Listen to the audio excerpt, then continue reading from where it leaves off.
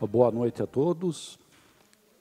Sejam todos muito bem-vindos ao Centro Espírita Luz Eterna, mesmo um dia tão chuvoso, né? Uma noite tão chuvosa. Quem aqui está merece um bônus hora maior ainda, né? Então sejam muito bem-vindos. Vamos, antes de iniciar a explanação, fazer uma pequena reflexão, uma pequena prece, né? Soltar nossos ombros, vamos descruzar as pernas, os braços e sempre deixar lá fora do centro espírita uma hora de reflexão, tudo que nos incomoda. E através da reflexão, dos estudos, dos passes, que sejamos todos iluminados pela bênção de Deus, de Jesus, dos nossos orientadores espirituais, do seu anjo da guarda, do seu espírito guia, ou como você queira denominá-lo. Muitos vêm a essa casa devido a doenças, devido a problemas psicológicos. Então vamos lembrar que não devemos nos apavorar com essas nossas doenças, nossos problemas. Eles são despertadores e têm a missão de nos acordar.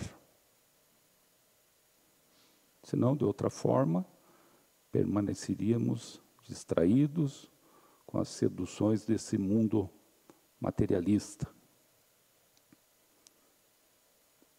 Esquecidos com isso do que viemos para esse mundo. Que essa reunião traga paz, crescimento moral e muito amor nessa nossa contínua evolução. Que assim seja. A assessoria doutrinária propositalmente passou esse tema sobre o Livro dos Espíritos, porque depois de amanhã, no dia 18, comemora-se o lançamento do Livro dos Espíritos, 18 de abril, ou seja, quinta-feira, então temos o lançamento do livro. Então, por isso, vamos tratar sobre a importância do Livro dos Espíritos na atualidade. Coloquei ali na apresentação, do lado da logo do Centro Espírita Luz Eterna, a logo também da Federação Espírita do Paraná, né? Então, ali, para quem está lá no fundão, talvez não consiga ler, mas é Federação Espírita do Paraná, URE Metropolitana Norte, União Regional Espírita Metropolitana Norte.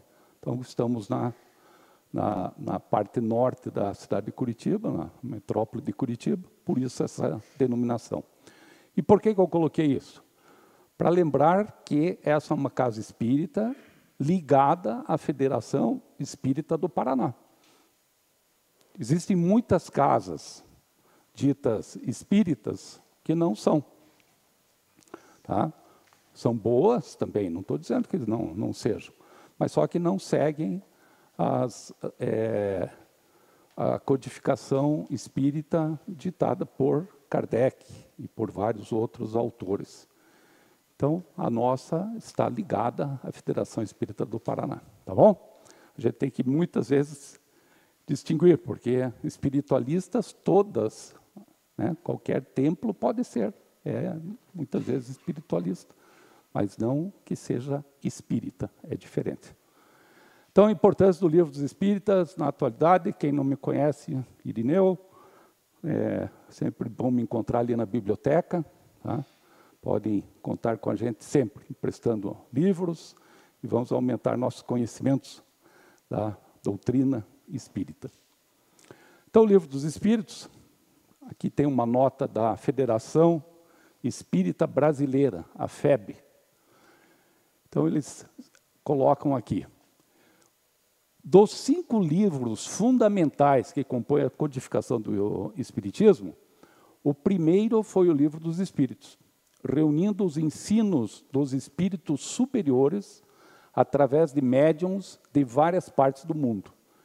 Isso é um ponto importante, porque quando houve a codificação, Kardec recebeu de médiuns de diferentes partes do mundo. E muitas das respostas que vinham eram semelhantes, eram iguais, tá? Mostrando claramente, não havia comunicação como há hoje, né? Então, mostrando claramente que vinha de um plano diferente ao nosso, então, o plano espiritual. O Livro dos Espíritos é um marco inicial de uma doutrina que trouxe uma profunda repercussão no pensamento e na visão de considerável parcela da humanidade, desde 1857. Quando a gente coloca aqui esses 5 livros, eles compõem aquilo que chamamos de Pentateuco Espírita. Penta 5, então os 5 livros básicos da doutrina espírita. Nós vamos ver lá na frente que Kardec escreveu vários outros livros, né? Mas os 5 principais são esses: a Gênese, o Céu e o Inferno, o Evangelho segundo o Espiritismo, Livro dos Médiuns e o Livro dos Espíritos. E o ano de lançamento de cada um deles, né, a gente vai ver, o primeiro foi, como eu citei, em 18 de abril, em 1857. Ou seja, o Livro dos Espíritos está completando agora, na próxima quinta, 167 anos. Né? Então, é muito pouco. Vocês vão convir comigo que isso aí é muito pouco. Frente a um cristianismo, frente ao catolicismo, que tem já milhares, né, de anos. Então, muito mais. Então, 167 anos do lançamento. Ele foi lançado no Palácio Real, em Paris. O que é o Palácio Real? O Palácio Real é uma construção muito grande, ela é vazada no meio, onde existe um grande jardim, muito bem cuidado, que o pessoal, então, caminha por ali. E toda a volta dela são livrarias, restaurantes, cafés, então, lojas, né? Toda essa volta. Recebeu o nome de Palácio Real, porém nunca foi frequentado pela família real francesa. Nunca foi. E o único que passou por lá, chegou a morar, foi um sobrinho de Napoleão Bonaparte, mas só esse não teve nenhum envolvimento na política. Mas ele morou ali nesse dito Palácio Real. Tá bom? O Palácio Real, assim, para trocar em miúdos, seria uma boca maldita na época para Paris, né? Onde políticos se encontravam, era feito lançamentos, e ali foi lançado, numa das livrarias, foi lançado o Livro dos Espíritos. Então, ficou bem conhecido na França. O ano de lançamento de cada um deles, então, está aí.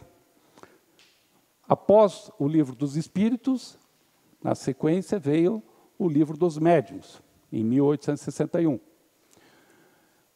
3 anos depois é lançado o Evangelho segundo o Espiritismo.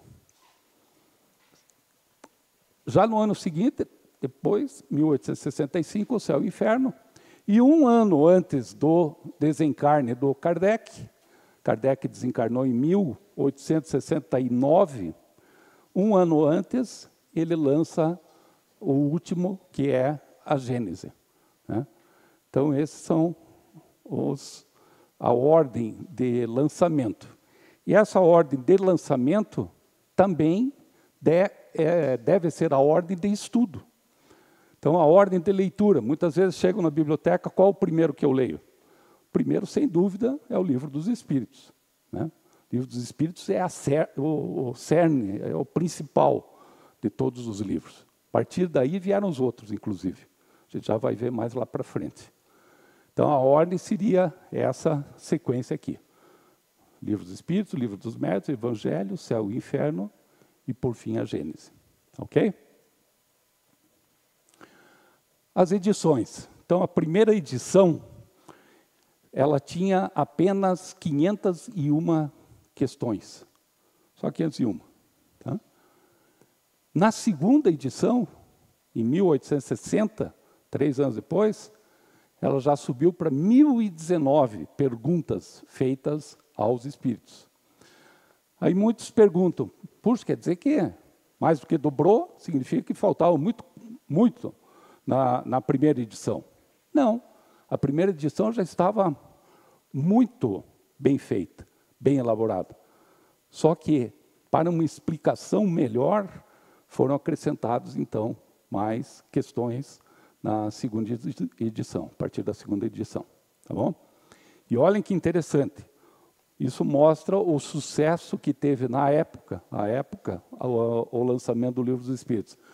Porque já 4 anos depois da segunda edição, ó, já é a 12ª edição. Então, isso mostra que foram editadas várias vezes em pouco tempo, 4 anos. Já foi para a 12ª edição. E essa é considerada mundialmente a edição definitiva do Livro dos Espíritos. Ok? E veja como que era o frontispício aí do Livro dos Espíritos, as 2 primeiras edições. Né? Fenômenos espíritas sempre ocorreram. Então, citações diversas na Grécia, no Egito, na Bíblia. Né? Então, havia aparições, os chamados espectros, né? Na verdade, fantasmas. Naquela época antiga, chamavam de espectros. Eu vi um espectro. Então, aparecia lá um acorrentado para um médium.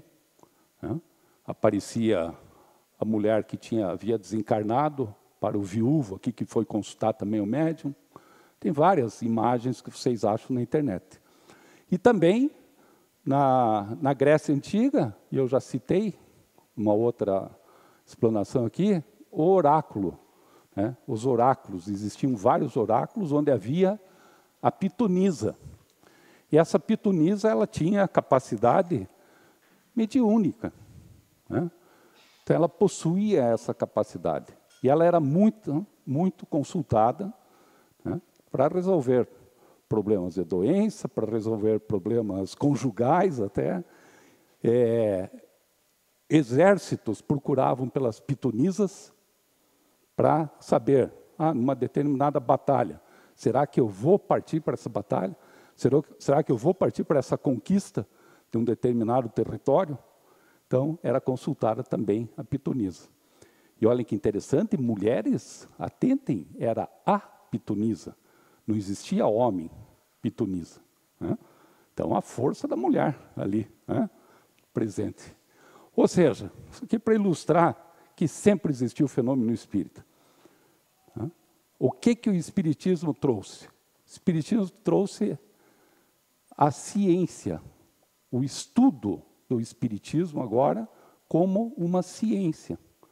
Então, esse foi o grande diferencial. Um código, uma codificação espírita. Isso que Kardec nos trouxe. Então, com o Livro dos Espíritos, consequentemente, o surgimento do Espiritismo, passamos a ter uma ciência, com leis e princípios, para explicar esses fenômenos que ocorriam. Né? Até então, inexplicáveis. Esse texto do Kardec é muito interessante. O Espiritismo é, ao mesmo tempo, uma ciência de observação e uma doutrina filosófica. Como ciência prática, consiste nas relações que se podem estabelecer entre nós, materiais, corpo aqui na Terra, e os espíritos. Como filosofia, compreende todas as consequências morais que decorrem dessa relação. Podemos defini-lo assim, então. O Espiritismo é uma ciência que trata da origem e destino dos espíritos. Então, de onde viemos, para onde vamos, né? Bem como de suas relações com o mundo corpóreo. Então, essa relação que existe do espírito com o mundo corpóreo. E eles intervêm muito mais do que imaginais. Tem essa passagem, né? Intervém muito mais do que a gente imagina. Esse autor, Gabriel Delane, um grande escritor espírita, ele escreveu o livro O Espiritismo perante a Ciência e vários outros. E ele coloca também um ponto aqui que é muito interessante, e que muitas vezes a gente tem que observar essa questão numa comunicação com espíritos. O Espiritismo é uma ciência progressiva. Conforme os espíritos progridem e nós crescemos intelectualmente, eles descobrem verdades novas, os espíritos, que nos transmitem gradualmente. Portanto, não temos dogmas nem pontos doutrinários inflexíveis. O que isso quer dizer? Que não é que o espírito saiba tudo, né? Espíritos muito elevados, esse sim. Mas não é toda a comunicação que você tem que falar, ah, não, esse espírito, qualquer espírito sabe muito mais do que eu. Não, às vezes não. Por isso a evolução, tanto do espírito como a nossa, é importante. A evolução espiritual, ok?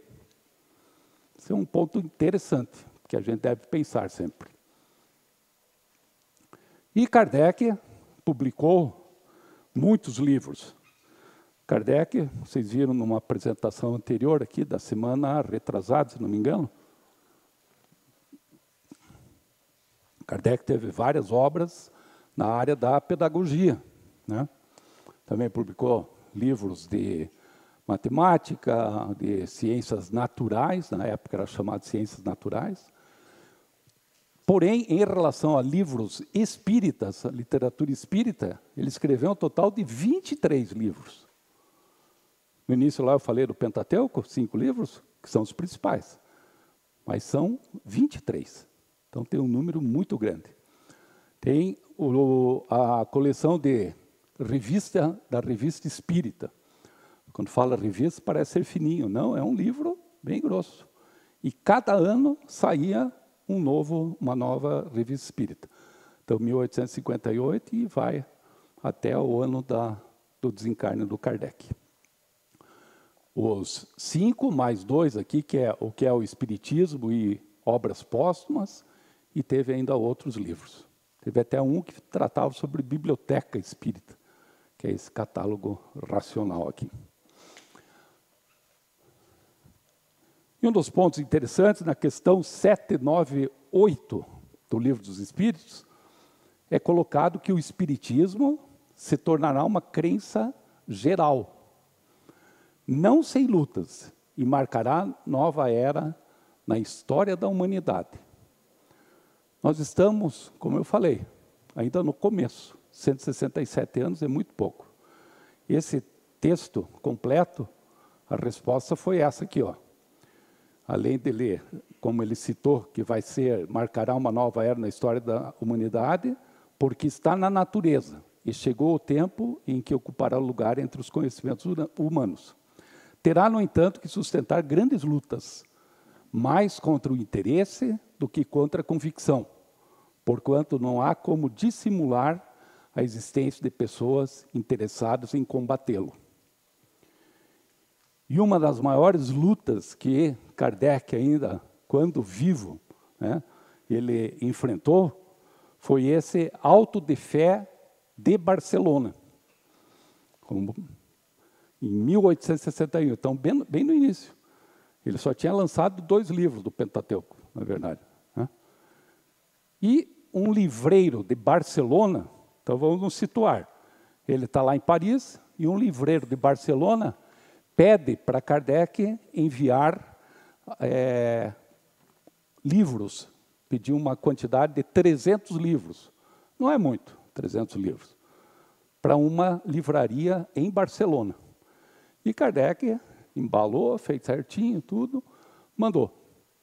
Quando chegou no porto de Barcelona, alguém do porto pegou e avisou ao bispo de Barcelona. Olha, chegaram uns livros espíritas aqui. O bispo ficou maluco. Pegou e falou, não, isso não vai entrar no nosso país. que na Espanha não vai entrar livro espírita. Então, se veja como era tratado o começo do espiritismo. Então, essas lutas iniciais. E foi tão grave isso, que ele pegou e mandou queimar os 300 livros. Antes disso, Kardec ainda entrou em contato com ele, demorou dias isso, né? Imagina, comunicação naquela época não tinha telefone, era tudo carta. Demorava muito a comunicação, apesar que França e Espanha não é tão longe. Mas o Kardec solicitou, escuta, devolve então esses livros, já que você não deixa. Não, isso aqui não pode ser distribuído para o mundo, o bispo falou. E mandou queimar. Queimou as 300 obras. E queimou em praça pública. Queimou em praça pública e era numa praça que antigamente queimavam-se as pessoas na Inquisição. Então, bruxas, videntes, naquela época não podia, ia contra a igreja, infelizmente, ia para a fogueira. Joana d'Arc, né, na França, e na Espanha também. Então, nessa mesma praça, que já tinha deixado isso há muito tempo, mas voltaram a queimar e agora queimando os livros de Kardec. Então, o que aconteceu aqui?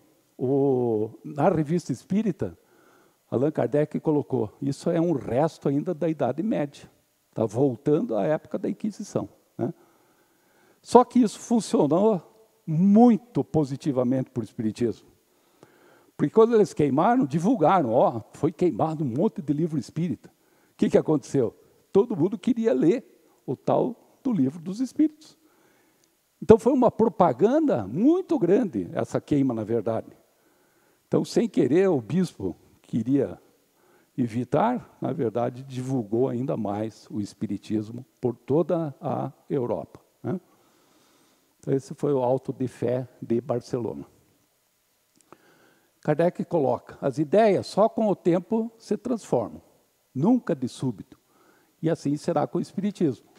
Ele progride muito, mas ainda haverá um fermento de incredulidade, e existe até hoje, que unicamente o tempo aniquilará. Sua marcha, porém, será bem mais célere, mais rápida do que a do cristianismo. E é isso que a gente, inclusive, comentou. Ok? Na síntese da doutrina espírita, então, 5 pontos que a gente coloca que são os pilares da doutrina espírita, né? O primeiro deles, Deus. Existe um Deus que criou tudo, o material e o espiritual. Então, é o princípio de tudo, é o Deus. Tanto que, no Livro dos Espíritos, a primeira questão da pergunta do Livro dos Espíritos, questão número 1 é, o que é Deus? Não é quem é Deus. Olha o detalhe. O que é Deus? Né? Então, é o princípio espiritual e princípio material.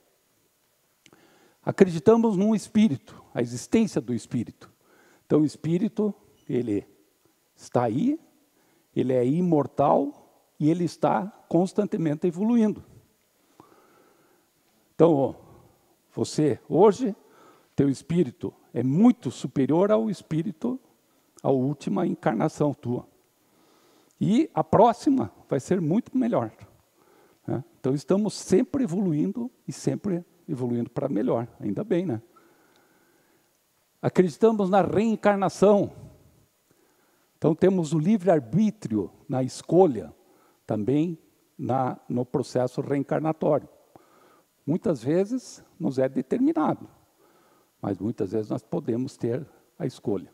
Então, livre-arbítrio e a lei da causa e efeito.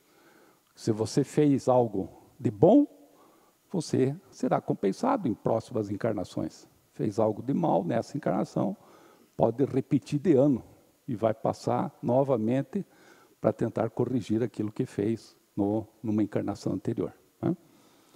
A mediunidade, essa comunicabilidade, que depende da ação da natureza também, essa comunicação entre o mundo corpóreo e o mundo espiritual. E a crença acreditarmos, termos o juízo da pluralidade dos mundos habitados. Existem diversos mundos, estamos passando por esse atualmente, já passamos talvez por outros e vamos para outros mais adiantados futuramente, né? E com isso, essa mistura de espíritos e de conhecimento espiritual que vamos tendo. Existe um espírito miramês. Miramês tem vários livros e ele dá uma explicação, às vezes, a algumas questões que você pode estar ter dúvida. Então, o Livro dos Espíritos foi todo explicado também pelo espírito miramês. E tem algumas passagens muito interessantes. Essas aqui que eu coloquei: é necessário que o espírito passe por todos os tipos de tribulações. Então, nós temos que passar pelas dificuldades, né? Como forma de crescimento, como forma de aprender a viver. Então, mundo de provas e expiações vai ser difícil, é difícil. São indispensáveis os problemas e as dores no caminho da humanidade nessa evolução. São necessárias várias reencarnações. Já citei outras vezes, não é nem dezenas nem centenas, são milhares de reencarnações que vamos ter que passar, né? E o preço é o esforço, é a dor, é o sacrifício e o tempo. Mas temos que ver que é uma escola. Desde o útero até o túmulo, estamos aprendendo constantemente. E com qualquer pessoa, né? Gari, se você encontrar um gari, e temos que bater palma pelo todo o serviço, ele sabe muitas coisas que você não sabe. Não quero citar qualquer pessoa. Um indivíduo lá no campo não foi para uma escola, ele entende muito mais de meteorologia e de solo do que você. Ele olha para o céu, vai chover só depois da manhã. E acerta. Impressionante. Então, estamos numa escola constantemente e não podemos menosprezar de maneira nenhuma as outras pessoas. Olha aí, Cora Coralina. Essa mulher, por isso que é bom quando a gente prepara uma aula, a gente aprende também. Eu nunca tinha lido isso. O primeiro livro da Cora Coralina, ela escreveu quando ela tinha 76 anos, pessoal. 76 anos ela lançou seu primeiro livro. E hoje a gente ouve falar muito dela, só que bem tarde que ela começou a ser conhecida. Todos estamos matriculados na escola da vida, onde o mestre é o tempo. E essa evolução, nós temos a evolução intelectual, na nossa inteligência, e a evolução moral, da maneira como estamos agindo com os nossos parceiros dessa vida, né? E por essa evolução o homem começa a se conhecer e sente a necessidade de transformar-se. Então, muitas vezes, a gente tem dois caminhos a serem seguidos. E fica na dúvida, qual que é o melhor? Aquele da direita ali, bonitinho, lisinho, vai que é uma beleza. Hoje já, se tiver faixas nas laterais desse asfalto, se liga um botãozinho lá do teu carro e ele sozinho ele vai acompanhando aquela faixa.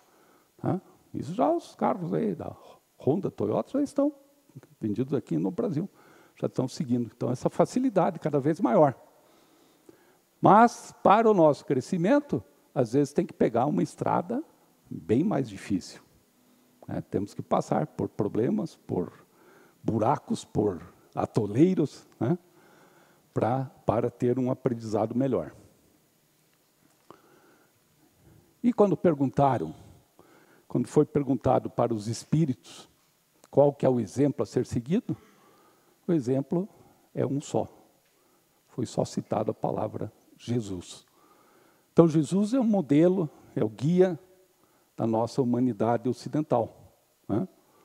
Seguir a Jesus é o mais fascinante, o melhor projeto de vida. E ele vai trazer paz e vai fazer com que você também seja paz. O que quer dizer? Nós vamos transmitir para aqueles que nos rodeiam também essa paz, essa tranquilidade. para os familiares, para colegas de trabalho, para aquele vizinho birrento que você já teve algumas rusgas com ele, né? Então, ter como guia espiritual, ter como modelo a vida de nosso Senhor Jesus Cristo. Ok? E como se dá o progresso dos espíritos? Então, como eu falei, tem o lado intelectual, inteligência, precisamos estudar, precisamos, nos formamos em uma determinada profissão, continuamos a estudar, continuamos agora a estudar ainda mais o espiritismo, né? Então, essa é a parte intelectual. E também temos que praticar muito a parte moral. E essa o nosso mundo ainda deixa muito a desejar, né? O respeito, o perdão, caridade, ainda estamos muito longe. Para chegar, então, à evolução. Isso aqui eu mostrei na minha última apresentação, pelo menos esse lado esquerdo aqui,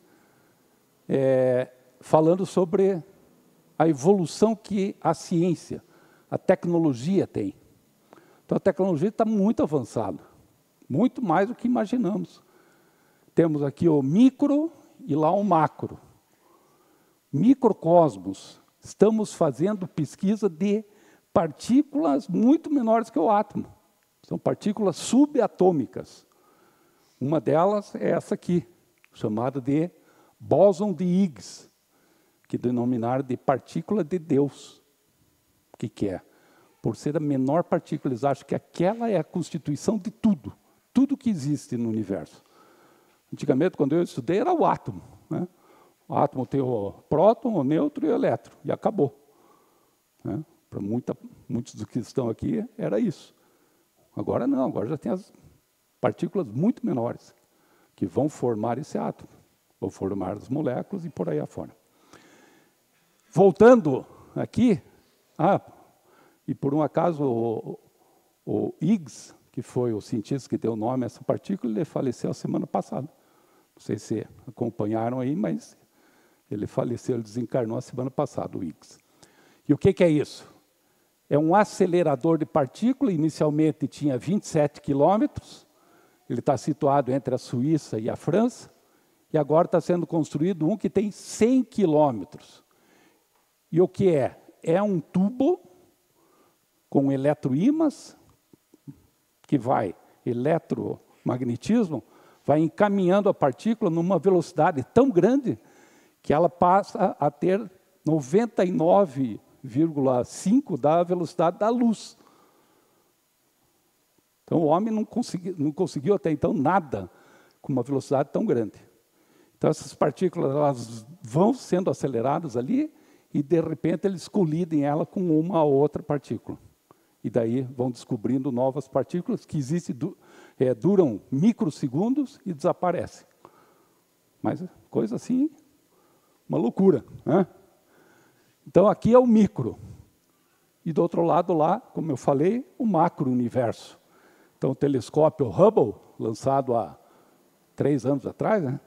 O telescópio Hubble, James Webb, que veio substituir o telescópio Hubble, esse é o mais moderno, e ele está descobrindo milhares de galáxias que o homem não imaginava que tivesse tanto.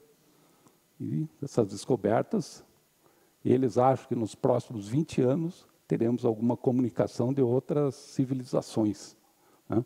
Tá a esse ponto. Então, estamos caminhando para isso. Então, intelectualmente, tecnologicamente, está muito avançado. E aqui para nós, temos avanços tecnológicos? Temos, né? Com um clique ali, você bate uma fotografia, liga uma câmera, máquina de calcular, não precisa mais calcular de cabeça, gravador. Aquele telefone ali lembra o que tinha lá em casa, quando eu era garoto. Tinha um pretinho desses ali. Facilitou muito, né? Tudo isso. Mas hoje, está tudo ali, ó. Em um só, colocamos todos esses aparelhos. Então, muito mais fácil, através disso aqui, né? Com até o cartãozinho de banco aqui, eu já tenho colado atrás. ficou muito mais fácil através de um celular. E aqui dentro, a memória desse celular, ela é muito maior do que o computador que levou o homem à Lua. A capacidade desse computador, do chipzinho que está aqui dentro do celular, é muito maior do que o que levou o homem à Lua na missão Apollo. Então, a tecnologia está sempre correndo aí. E o Espiritismo, como falei, se une ao progresso. Ele é o próprio progresso, caminha sempre mostrando a todos os povos novos aspectos todos os dias. A ciência espiritual se mostra na gradatividade que o homem comporta, pela escala que pertence. O que ele quer dizer isso? Estamos na escala de mundo de provas e expiações. Então, vamos progredir nessa escala. Chico Xavier previu que em torno de 2057, 60, em torno de 2060, vamos chegar ao mundo de regeneração. Mas também citou lá que não vai ser assim. Opa, aqui é o limite. Estou no mundo de provas e expiações, amanhã já é mundo de regeneração. Claro que não. Isso aí vai ser gradativo. E já estamos melhorando. Tem países que o IDH, o nível de vida, é muito superior ao nosso. Né?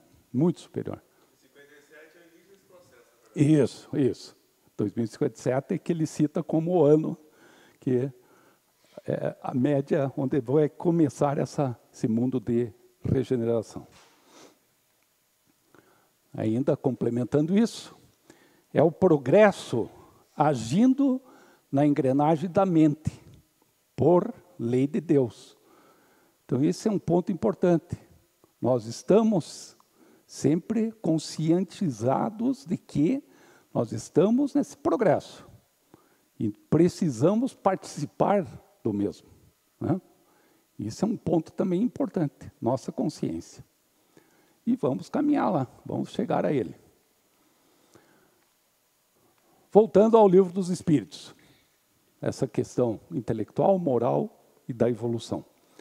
Eu coloquei essa capa do Livro dos Espíritos, que agora existe uma edição com letras gigantes. Então, às vezes, quem já tem uma certa dificuldade de ler, agora a FEB lançou tanto o Livro dos Espíritos quanto o Evangelho segundo o Espiritismo com letras gigantes. Então, facilita, né, a leitura. E olha ali, aquilo que eu falei. Livro dos Espíritos é o principal. E a partir dele, o Pentateuco, os 5 livros estão ali. Mas a partir do Livro dos Espíritos é que surgiram esses outros 4. Então, quando ele tem 4 partes, o Livro dos Espíritos, das causas primárias. O que seriam as causas primárias? A origem. O que é Deus? Está nas causas primárias. Como surgiu a Terra, né? Como surgiu o universo, outros planetas. Então, está na Gênese. Então, a Gênese. Do mundo dos espíritos. Então, a nossa comunicabilidade com o mundo espiritual. Está onde? No Livro dos Médiuns. Está no Livro dos Médiuns. Das leis morais, que nós estamos conversando, vamos conversar até o final agora. Está no Evangelho segundo o Espiritismo, as leis morais. E as esperanças e consolações está no céu e inferno. O que é céu, entre aspas, o que é inferno, o que é purgatório. Né? Então está ali. Ou seja, a partir dele surgiram os outros 4 ali. E as leis morais. Então temos 10 leis morais. Quem já estudou um pouco sabe que tem também a lei divina, que comporta todas as outras, mas essas são as 10 principais leis. Então, rapidamente, o que eu fiz? Colocar só uma pincelada de cada uma delas. Né? Que senão, cada uma delas dá para dar fazer toda uma aula aqui. Né? Então, a lei de adoração. Existem muitas religiões no mundo, muitas seitas, né?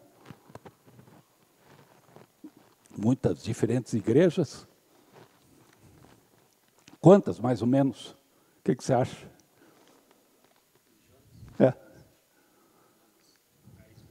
10 mil. Está alto, mas é muito alto mesmo. Mas são 4.200, segundo a Wikipédia, pessoal.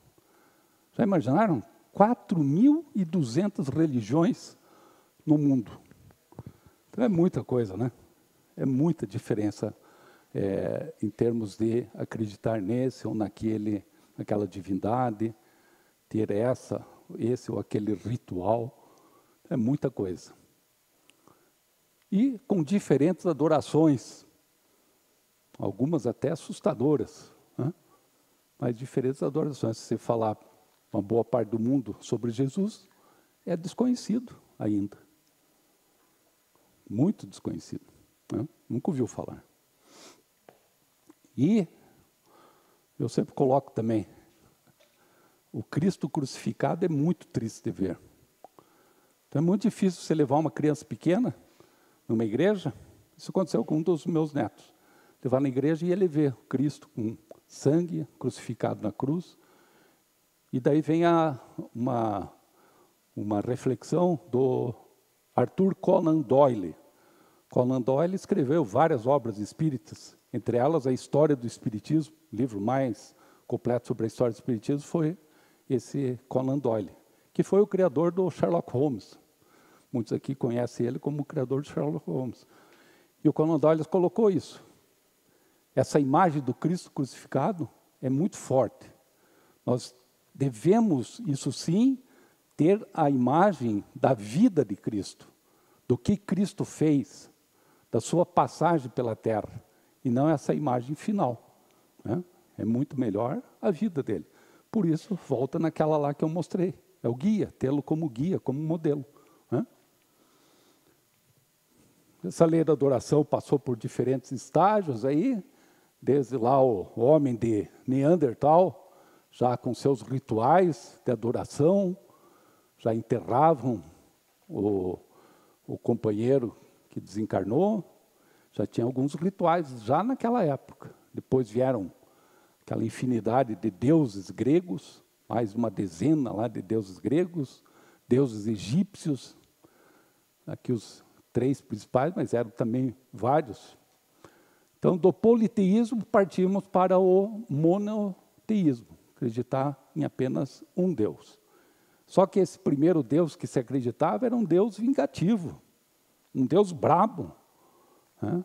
Eu me lembro, no meu catecismo, tinha uma figura e era um Deus com um semblante muito brabo mesmo. Então, assustava, né? E não é um Deus vingativo, pelo contrário. Nós temos que vê-lo como aquele que nos dá um apoio muito maior, é um pai muito bondoso, né? E os 10 mandamentos, finalmente ali. Agora a lei do trabalho. Todos precisamos trabalhar. Precisamos trabalhar para o nosso crescimento, para a nossa educação, né? Os nossos pais trabalhavam. Meu pai sempre falava, eu não vou deixar muita coisa para vocês, mas eu quero deixar estudo, né? E todo pai pensa nisso. Então é o principal, é ganhar para educar, merece aquilo que ganhou. Então não tem essa história de, ele não ajuda, ou ele não faz isso, não tem tem dinheiro e não ajuda com todo esse dinheiro que tem. Não, o dinheiro que você recebeu é teu, você merece. Agora, pode ajudar? Ajuda, claro. Então, com o trabalho desenvolvemos nosso potencial intelectual e moral. Quanto mais possui, claro que mais obrigação tem em ajudar.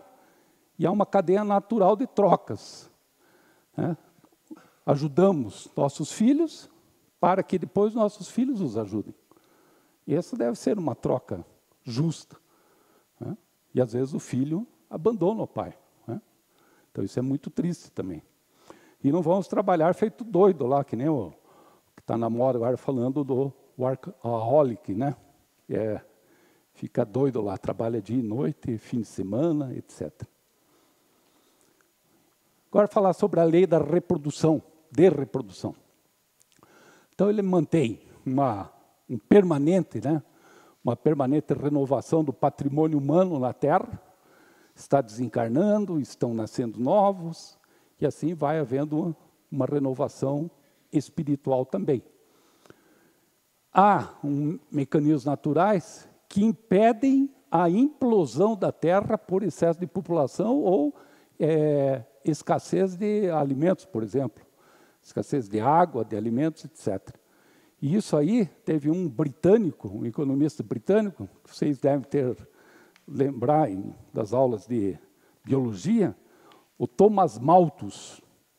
Thomas Malthus pegou e falou, em 1798, ele falou, daqui a 100 anos, ou seja, em 1898, a população vai entrar num colapso, vai morrer uma boa parte da população porque não vai ter comida.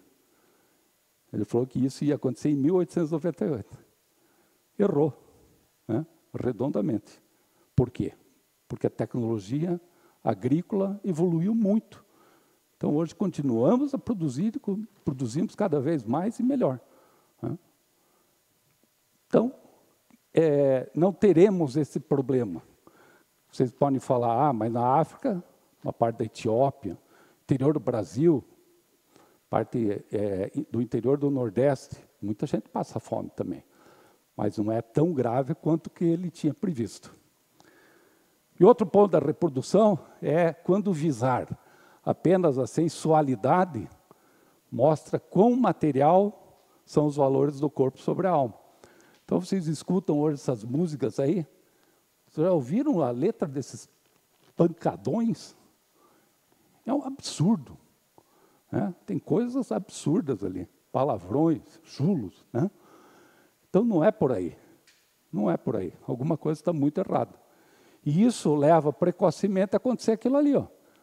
Então, jovens, muito jovens, a menina ali podia estar com uma boneca ainda no colo, e ela já está com um filhinho. Né? Meninos aí com 12, 13 anos já engravidando. Então, muito precocemente. Então, não podemos permitir isso também, né? A lei da conservação. A lei da conservação fala sobre, principalmente, o meio ambiente. Então, não podemos conceber esses absurdos. Praias cheias de plástico, matando animais marinhos, tartarugas, peixes, desperdício de água, aqui derrubada de florestas inteiras, em prol de obter madeira, exportação, etc. E a natureza não pode ser responsável pelos defeitos dessa nossa desorganização social. Né? Ela não pode. E ela vai até um ponto. Depois, o problema passa a ser muito grave.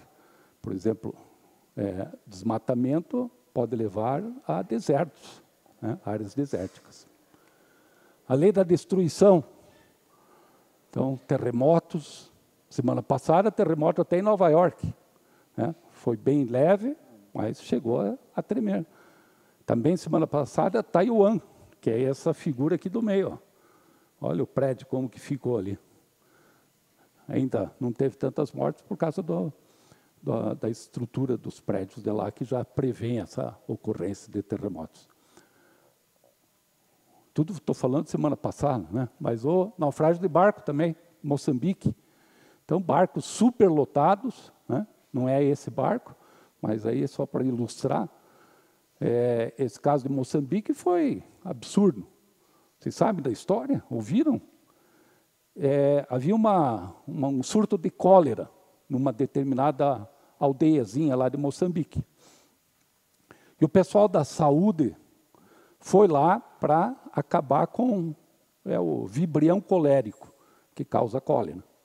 E eles foram levando frascos escrito cloro. Estava escrito grande ali, cloro, cloro. E a população tão ignorante, alguém pegou e falou, não, eles estão trazendo mais cólera. Interpretaram o cloro como cólera. E o que fizeram? Muitos pais. Coloca as crianças no barco, tira as crianças daqui para eles não pegarem cólera. Jogaram dentro do barco, 96 mortos. 55 crianças desses 96. E por causa dessa questão coitados, ignorância de pensarem que o governo estaria matando aqueles aldeões ali. Então chega a esse ponto, né? E daí acontecem esses problemas aí. A lei da destruição, ela é interpretada pela doutrina espírita de uma maneira que ela tem que ocorrer, e ela ocorre naturalmente. Então, o que chamamos destruição, nem sempre o é. Muitas vezes é uma forma de regeneração, uma forma de transformação. Precisa acontecer. O próprio químico Lavoisier já disse isso, né? Essa lei da destruição na natureza está ocorrendo diariamente, né? Aos milhões. Então, o gafanhoto comendo a plantinha, o sapo come o inseto, o gafanhoto, a cobra vem e come o sapo, a águia vem e come a cobra, e assim vai ocorrendo, né? Nós nos alimentamos também de animais, ainda, né? Então, isso ocorre. É um equilíbrio na reprodução e metamorfose do ser. E alguns flagelos são muito destruidores. Tsunamis, inundações, isso aqui no Brasil, né? E aqueles provocados pelo homem. Então, as guerras, por exemplo, né? Mas a guerra é um progresso. É um progresso? Como assim? Por causa disso aqui, ó, pessoal. São permitidos por Deus na medida que os resultados que deles advêm levam uma regeneração moral, realizando-se em menos tempo. Então, em alguns anos, dá um passo muito grande, passo que levaria séculos. Então, com isso, evolui-se muito. Pensem, na guerra, a transformação tecnológica que aconteceu. Do radar saiu, por exemplo, o micro-ondas. Saiu a internet. Forno micro-ondas veio de uma emissão, estudo de radar. O GPS veio por causa da guerra.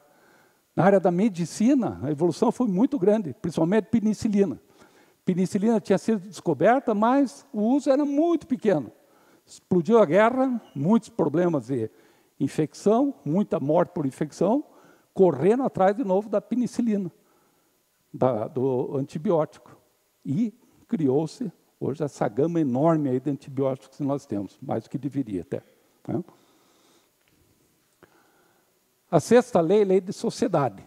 Então, a vida social está na natureza do homem. Precisamos viver em sociedade, precisamos estar aqui, ó, reunidos, né? Não podemos ficar isolados, de maneira nenhuma. No contato com o semelhante, você se educa, evolui e se desenvolve, né? A sua psique. Laços de família, aqui é importante também. Manter esse laço de família, proteção, desenvolvimento, e tem que ser muito bem dosados. Hoje já existem aqueles casos da geração canguru. Então, às vezes, o indivíduo fica muito mais tempo na casa dos pais do que talvez devesse, né? Ele se acomoda. Então, tem esse outro lado também. Então, tem que ser tudo muito bem dosado. Ok? A lei do progresso. A lei do progresso, o último palestrante da semana passada, Pedro Paulo, ele comentou até sobre isso.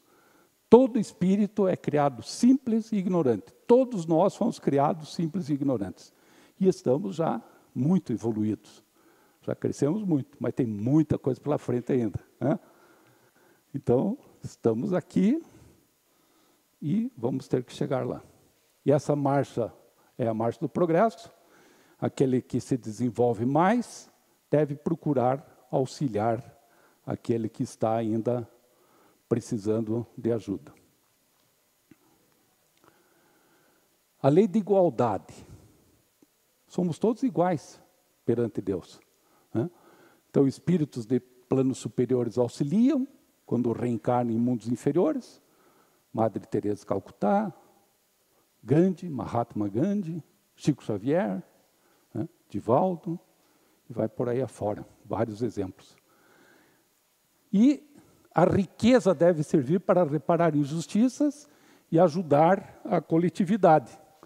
Então, ali o Bill Gates, eu gosto muito do Bill Gates.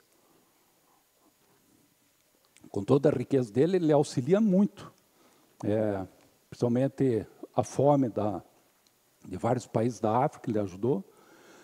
Ele foi um cara muito vivo, porque numa entrevista, em torno de uns 4 anos antes da Covid, 4, 5 anos antes da Covid, numa das entrevistas perguntaram para ele, Bill Gates, qual que é o maior perigo para a humanidade? É um meteoro? É alguma... o que você acha? O que pode acontecer? Uma mudança lá do eixo da Terra? Ele falou, não, o maior perigo é o desenvolvimento de algum vírus muito grave, que possa pegar toda a humanidade. Isso, alguns anos depois, 4, 5 anos depois, veio Covid-19. Então, você veja, né? A previsão de um cara muito cabeça e já estava prevendo que isso aí podia se tornar um grande problema. Então, temos ali, ó, coitado do indivíduo fazendo uma Havaianas com uma garrafa PET e um trapo amarrado. Muito criativo, inclusive, né? E o outro aqui com um sapato lá custando mais de 2, 3 mil reais. Absurdo. E aqui no Brasil, ó, São Paulo. Isso aqui é um prédio que cada apartamento, cada andar tem sua piscina própria, né? Quadra de futebol, uma piscina maior, e passou o muro, é uma favela. Só uma observação dessa foto, inclusive isso é tão chocante que hoje esse prédio está desabitado porque os ricos que moravam aí não queriam mais ter essa vista do prédio. Muito bem lembrado, isso aí, tá? Por quê? Fez esse contraste tão grande, tão elevado, que levou a isso. O pessoal saiu dali. Isso mesmo. Obrigado. E esse grande problema que ainda existe hoje, entre o negro e o branco, o racismo continua ocorrendo, o que é o belo e o que é o feio para nós. Para a tua opinião pode ser uma, né? A tua opinião, a minha é outra. O bom e o mal, o que está sendo bom e o que está sendo mal nesse mundo. O rico e o pobre, riqueza é só bem material, ter o carro do último tipo, uma mansão, temos agora mesmo que não. O homem e a mulher ainda ganhando muito menos que o homem, mundo inteiro, no Brasil isso aí é gritante também, né? Faz a mesma função e ganha menos. Por quê? Está errado, né? Lembrando que o túmulo é o ponto de reunião de todos esses homens. Tanto o rico como o pobre vão se decompor da mesma maneira. Quer embaixo de um túmulo que custa milhares de dólares, milhões não, milhares de dólares, quer embaixo de uma terra só com uma cruzinha de madeira, com um cachorrinho caramelo que fica ao lado ainda, né? E isso ali, esse túmulo é verídico, isso aqui. Ele mandou fazer em granito. O indivíduo que desencarnou ali, mandou construir, gostava muito da BMW, fez um túmulo todo em granito, né? A lei da liberdade, que é da natureza do espírito em se libertar, tanto o pensamento quanto a consciência. Vou adiantar um pouquinho. A escravidão continua. Escravidão tanto as crianças aqui, escravidão de países inteiros, pessoal tratado ainda como se fossem animais, né? Então, que liberdade é essa? E a última lei, a lei da justiça, amor e caridade, que fora da caridade não temos salvação. Essa foto é muito bonita, Copacabana, real, não foi criada. Alguém bateu a foto ali, estão mostrando, né, que devemos amar o próximo como a si mesmo, como a ti mesmo. Esse livro aqui, finalizando, eu usei bastante na apresentação, As Leis Morais na Atualidade. Né? É de um autor nacional, Cristiano Torchi, C-H, Torchi. Segundo esse escritor, ele diz, se nós desejamos libertar dos males terrestres, evitando reencarnações dolorosas, vivenciemos, na medida do possível, essas leis morais, pois elas constituem o roteiro da felicidade do homem, construtor do próprio destino das sendas da evolução. Não é Deus que vai te encaminhar, Ele vai te ajudar, mas depende de você. Você que deve correr atrás. E como pensamento final, penúltimo slide, prometo, o homem terrestre, nós não estamos deserdados por Deus de maneira nenhuma. Nós somos filhos de Deus em trabalho construtivo, envergando a roupagem da carne. Aluno de escola benemérita, olha que bonito, onde precisa aprender a elevar-se. A luta humana é sua oportunidade, sua ferramenta e seu livro, segundo Emmanuel, no nosso lar. Pessoal, muito agradecido, né? Vamos comemorar, então, o Livro dos Espíritos, aí, 167 anos. Obrigado e uma boa noite. Valeu.